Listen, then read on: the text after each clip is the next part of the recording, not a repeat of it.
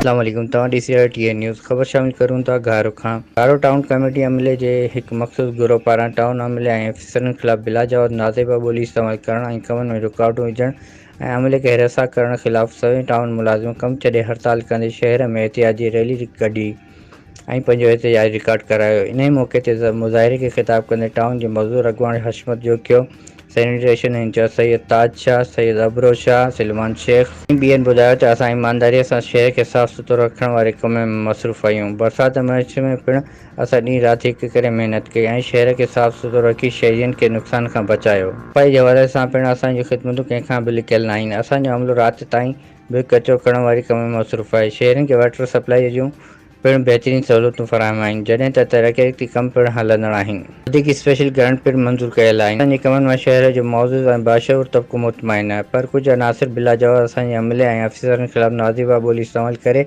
असांजी तज़लील ऐं तौहीन करे रहियूं आहिनि। असांजे अमले खे दाबा दड़का ॾेई हिरासत करे रहिया आहिनि। हिते असां कंहिं बि रीति ख़ामोश न रहंदासीं। हिननि वज़ीर आला सिंध, सूबाई वज़ीर, local government deputy commissioner Thatta, SSP Thatta ऐं ॿियनि इख़्तियारनि खां तहफ़्फ़ुज़ जी घुर कई आहे, जॾहिं ते टाउन ऑफिसर घारो आतिफ़ में क़ादिर मेमण मुलाज़मन सां ॻाल्हियूं करे एहतिजाज ख़त्म कयो।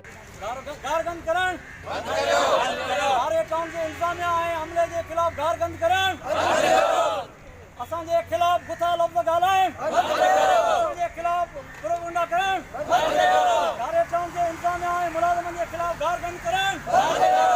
रिपोर्ट हक़नवाज़ चांडियो, टीएन न्यूज़ घारो।